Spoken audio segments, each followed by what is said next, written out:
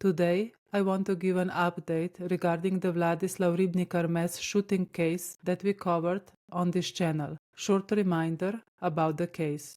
Costa, who was 13 years old at the time, carried out a devastating mass shooting in Vladislav Ribnikar Elementary School, killing 10 people. Since he was under the age of criminal responsibility, he could not be held legally accountable for the crime. Instead, the focus shifted to his parents, who were sentenced at the end of 2024 for their roles in the tragedy. Kosta's mother, Miljanka Kecmanovic, received a 3-year prison sentence for child neglect, but she was acquitted on the charges of illegal possession of weapons. Currently, she is not in custody and will remain free until her sentence begins. This is a common practice in Serbia for individuals who were not detained during the initial proceedings to remain free until their sentence begins. She is also prohibited to have any contact with Kosta until the decision is final. Kosta's father, Vladimir Kecmanovic, was sentenced to 14 years and a half in prison for grave acts against public safety. He failed to secure the weapons and ammunition properly. He is as well charged for child neglect.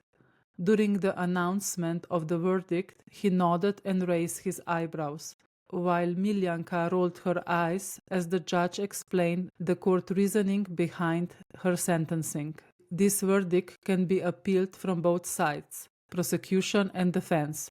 Their lawyer, Irina Borovic, already announced that she plans to appeal the sentence. She argued that the parents were unfairly convicted for raising their child poorly.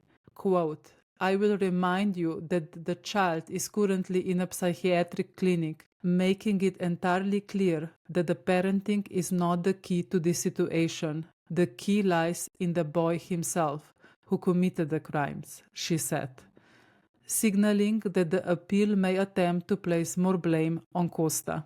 However, expert witnesses testified that Costa was mentally competent and capable of reasoning at the time of the massacre.